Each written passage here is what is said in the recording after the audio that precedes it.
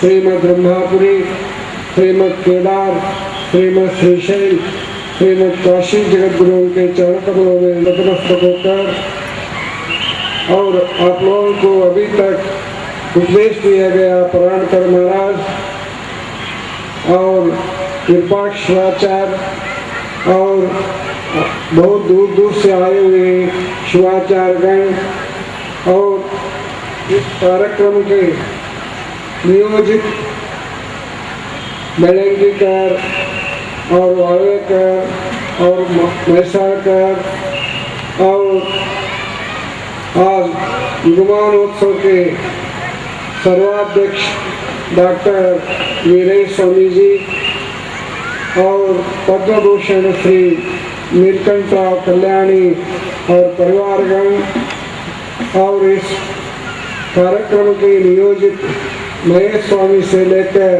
सभी उत्सवगण और संचालक और राजकीय मुत्सद्दी और भक्तगणों और माताएं, अभी तक आप लोगों ने युगमानोत्सव कार्यक्रम इस पुणे नगर में बहुत धूमधाम से हो गया। इसको देखने से लगता है हमको मराठी आम्हाला येत नाही, आपला कन्नड़ येत है थोड़ा थोड़ा, हमारा मराठी येत है, लेकिन मराठी में कहा जाता है पार आनंद आनंद जाला। इस पुण्य नगरी आज पुणे नगरी नहीं है, पुण्य नगरी बन चुका है। देखने से लगता है आप लोग सद्भाव से और जय जयकार करके और भजन करके सभी वाद्य से और सभी करके आप लोग स्वागत किया। यही वीर शैव धर्म है, दूसरा कोई नहीं है। हमारे संस्कार, हमारे आचार, हमारे विचार जो है वही भारतीय संस्कृति है। इसलिए हमारे मातागण और कुंभ में से वो लोग स्वागत किए और सभी लोग जय जयकार किए और सर्वधर्म और सभी धर्मों वाले दर्शन किए। वीर शैव धर्म मतलब एक ही धर्म नहीं है, सर्व धर्मों को संभालने वाले जो होता है वही वीर शैव होता सकता है, दूसरा कोई नहीं है। सर्व धर्मों को उपदेश देने वाले और दान देने वाले और अन्न देने वाले, विद्या देने वाले जो होता है वही वीर शैव हो सकता है, दूसरा कोई नहीं है। इसलिए वीर शैव धर्म के सभी सदभक्तगण आप लोगों ने इसको संभालना और बढ़ाना और आगे लेने के लिए जो जो काम करना चाहिए जरूरी करना चाहिए। आप लोगों के महाराज लोगों को बार बार बुलाना, जगत गुरु पंचाचार्य मतलब अभी तक पराणकर महाराज, हमारे रंभापुरी जगत गुरु महाराज आप लोगों को आशीर्वचन में सुनाया है, लेकिन हमारे वीर शैव धर्म विशत्ते नोचते विद्या शिवजीव के बोधिका तस्याम रमन्ते ये शैवा वीर शैव मते स्तुते।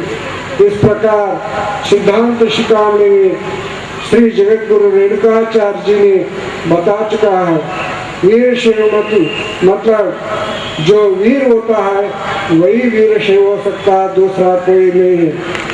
आप लोग महेश से लेकर आप लोग आज बना है और किया है कार्यक्रम, देखने से लगता है सब लोग प्रसन्न हो गया। महाराज ने अभी तक आशीर्वचन मराठी में दिया है, लेकिन स्वर्णाक्षर से जो लिखना है वही युगमानोत्सव इस पुण्य नगरी में हो चुका है, ऐसा आशीर्वाद दिए है। इसलिए आप लोगों को और बार बार बुलाने के लिए जरूरत है। आज जगत गुरु पंचाचार्यों को जुलूस किए, उत्सव किए और आशीर्वचन ले चुका है, लेकिन आप लोग बुलाया ना बुलाया, हमें सभी लोग बार बार आने वाले जगत गुरु पंचाचार्य हो सकता है, ऐसा कामना करते हुए हमारे काशी जगत गुरु महास्वामी जी ने बार बार हमारे केदार महास्वामी जी ने और श्रीशैल महास्वामी जी ने लोक्य संपदा लेख्य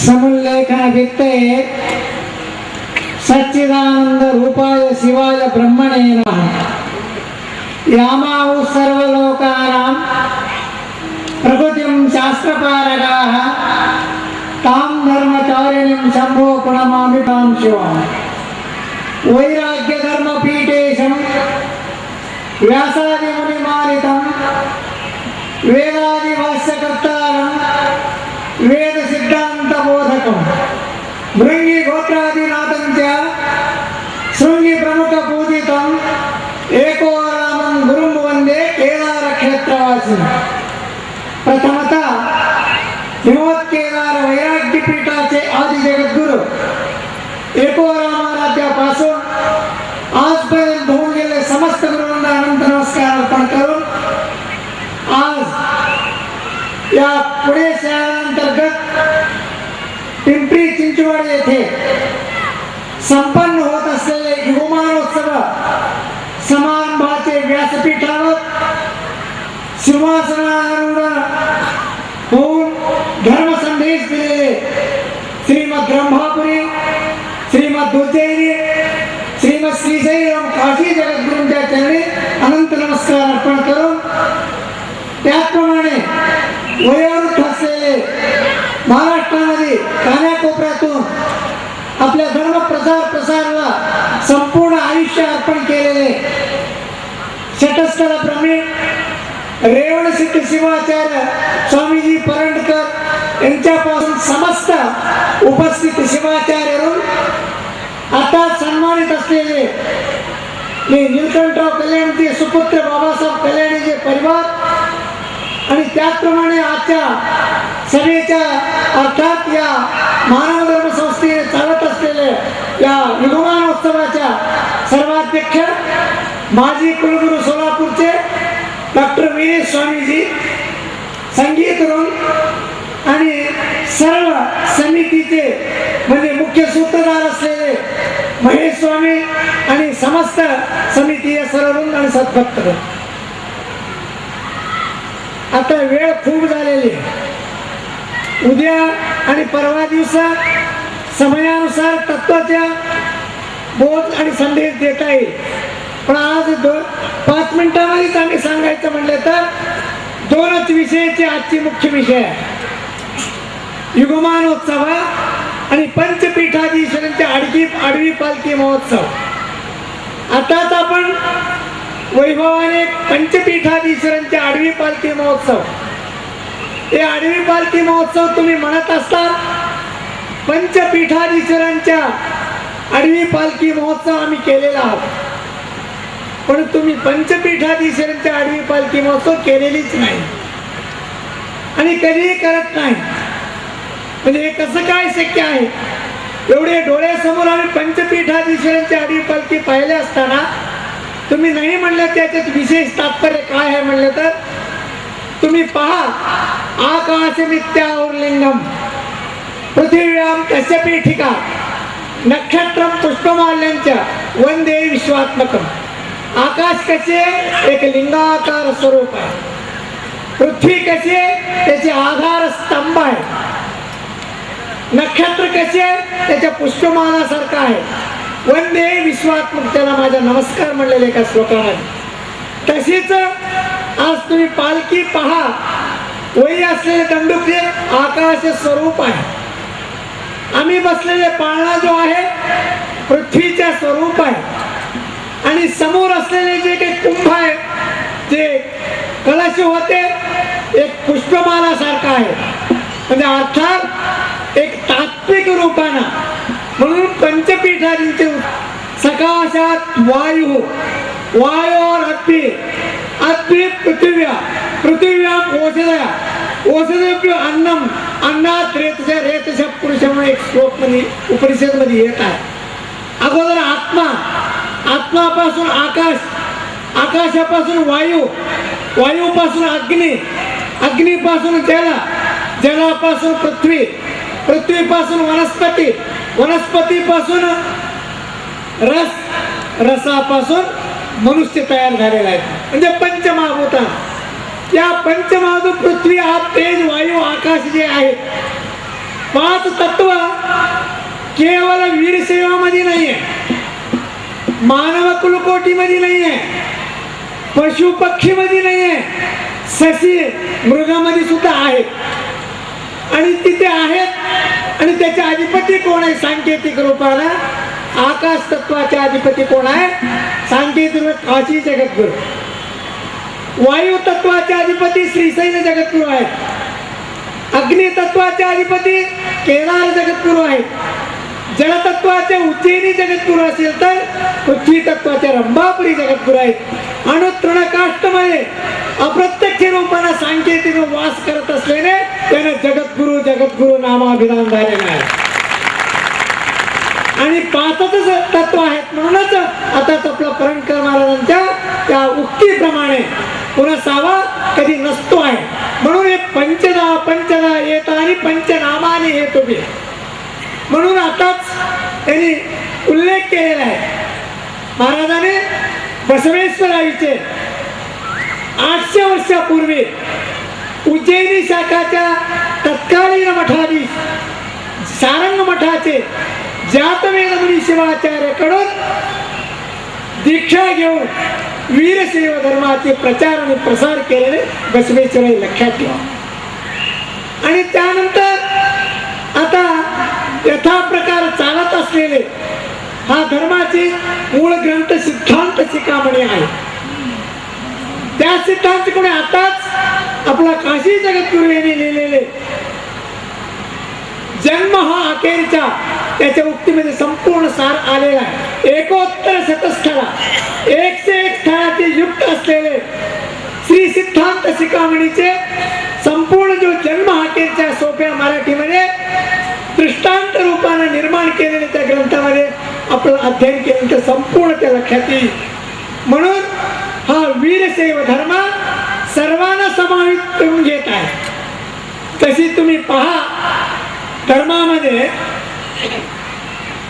इस्लाम धर्माची सांकेतिक प्रतीक चिन्ह हिरवा आहे, वारकऱ्यांचे चिन्ह लाल आहे, बौद्ध धर्माचे सांकेतिक चिन्ह निळा आहे, जैन धर्माचे पांढरा आहे, शीख धर्माचे पिवळा आहे. पण आताच आमचे वीरेश स्वामीने घेतलेले ते सर्व मिळून पंचाचार्याचे चिन्ह वीरशैवांचा आहे. सर्वांना समाविष्ट करून चालणारे धर्म, सर्वांना उपदेश देणारा धर्म, सर्व मानव कुलकोटीला संस्कार देणारे धर्म वीरशैव धर्म असल्या कारणाने विश्वधर्म होऊ शकतो. म्हणून एक युगयुगापासून ते सांकेतिकाची अपेक्षा आकांक्षा बाळगत आलेला, म्हणून युगयुगापासून आलेला आज नाही, अनादी कालापासून आहे. म्हणूनच त्या पंचाचार्यांचे युगमानोत्सव पुण्यनगरीमध्ये संपन्न होत असल्या कारणाने महाराष्ट्रामध्ये आताच आम्हाला माहित नव्हतं. परणकर महाराजांनी 54 साली जे युगमानोत्सव संपन्न झालेला हे नवीन करत नाही आहे. ते पंचाचार्यांच्या सानिध्यामध्ये युगमानोत्सव जुनाच आहे. म्हणून कोणी अज्ञानामध्ये म्हणत असतात ते युगमान साहित्यवाने शंका व्यक्त करत असतात. त्यांनी शंका डोक्यातला काढून टाकावे आणि इतिहासाचा पन्न्याची पलटून आपण अवलोकन करावे. म्हणून या धर्माची संपूर्ण तात्विक दृष्ट्या आपल्याला लक्षात येतात. म्हणून आज झालेली तात्विक दृष्टीनं आडवी पालखी उत्सव आणि परंपरेच्या प्रतीकाच्या स्मरणार्थ रूपानं भक्तांना एक प्रकारची ज्ञानबोध करण्याकरिता 3 दिवसाची नियोजन केलेले आहे. हा 3 दिवसामध्ये प्रथम दिवस उद्या आणि परवा. उद्या यथा प्रकार ज्या सायंकाळी जे सभेची समयानुसार कार्यकर्त्यांनी सभा प्रारंभ केल्यास विशेष लाभ मिळेल, नाही केल्यास कामापुरतं मामा म्हणल्यासारखं आम्ही बी 4 गोष्टी सांगून जावं लागेल. त्याच्याशिवाय का दुसरा पर्याय उरणार नाही. त्याकरता त्या उत्सव उशीर झाल्या कारणानं सभे उशीर झाले. सभे उशीर का समयाचे अभाव उशीर होतो. त्याकरिता समयानुसार जे सभेला आरंभ केल्यास एवढी तुम्ही कष्ट घेऊन धनसंग्रह आणि परिश्रमाने केलेले कार्याचे फळ विशेष प्राप्त होईल. म्हणून या समयी विशेष न सांगता आजच्या समारंभामध्ये 1 वर्षापासून तुम्ही प्रयत्न केलेले या काळात मी वर्तमान समयी पाहिल्यास खरोखर महाराष्ट्रामध्ये एक बिजापूरमध्ये निर्णय झाला होता गेल्या वर्षी, त्याचप्रमाणे यावर्षी इथं या पुण्यनगरीमध्ये संपन्न झाले 1 दिवस मागे पडले तर राहिलेले 2 दिवस आहेत आणि विशेष रूपानं तुम्ही बहुतांश संख्येनं उपस्थित राहून या कार्यक्रमाचे फलितांश सगळ्यांना शुभाशीर्वाद लाभो आणि एका एकट्यांचे हे कार्यक्रम नसून अनेक संघटना लिहिलेलं वीर सेवांच्या पुण्यामध्ये जे सर्व संघटना सर्वांच्या सहकार्याने हे संपन्न होत आहे. त्याचप्रमाणे आपला वीरसेवा समाजाचे जो महाराष्ट्राचे जो अध्यक्ष आहे विश्वनाथ चाकोते आणि कार्याध्यक्ष आपल्या रुकार त्यांच्या मुलाची याचे देण आहे म्हणलं तरी अतिशयोक्ती होणार नाही. आणि अशी प्रसंगामध्ये या समारंभामध्ये आता तुमचा जे काही कल्याणी बाबासाहेब कल्याणीजीने म्हटल्याप्रमाणे धर्म कार्यास म्हणजे धन कार्याला सहकार्य निश्चित रूपाने आहे अभिवाचन दिलेलं आहे. म्हणून या प्रसंगामध्ये कष्ट होत असेल तरी थकता येणार नाही. पुन्हा जशी आपण किती कष्टाचा प्रवास करतो आहे तशीच प्रगतीचं कार्य आमच्या श्रीशैल जगद्गुरूंना अभिप्रायाप्रमाणे पंचपीठाच्या अभिप्रायाने या पंचाचार्याच्या स्मरणात या नगरीमध्ये काही करता आले तर विशेष त्याला आम्हाला आनंदच वाटेल. समाज उपयोगी एखादा कार्य हाती घेतल्यास या पाचीपीठ सदैव रूपानं नुसतं केवळ तोंडाने नाही कृतीने निश्चित समक्षम जे काही करता येईल. आता आपण प्रसंग आले तर याची सुद्धा विचार करता येईल एक प्रकार अभिष्ट चिंतन व्यक्त करून आजच्या समारंभामध्ये खरोखरच आज एक प्रकारचे थंड वातावरण वरी काही नसल्यामुळे खाली थंड आहे. अशी वातावरणामध्ये एवढा पुण्यानगरमध्ये एवढा परिश्रम येऊन हा या काळामध्ये अत्यंत गरजेचे होतं. म्हणून याला मुख्य रूपानं वेळोवेळी काशी जगद्गुरू महास्वामीजींना मार्गदर्शनाखाली आणि आपण सर्वांनी हा कार्य विशेष रूपानं महेश स्वामीच्या एक विशिष्ट प्रयत्नानं आणि सर्व संघटनाच्या सहयोग आणि सहकारानं हा कार्य संपन्न होत आहे. उद्या विशिष्ट रूपानं सर्व वेळेवर आरंभ केल्यास अनेकांच्या याचा लाभ मिळेल अशी अभिष्ट चिंतन व्यक्त करून अल्पशा असलेला आशीर्वचनाला आम्ही विराम देत आहोत. ओम शांती शांती.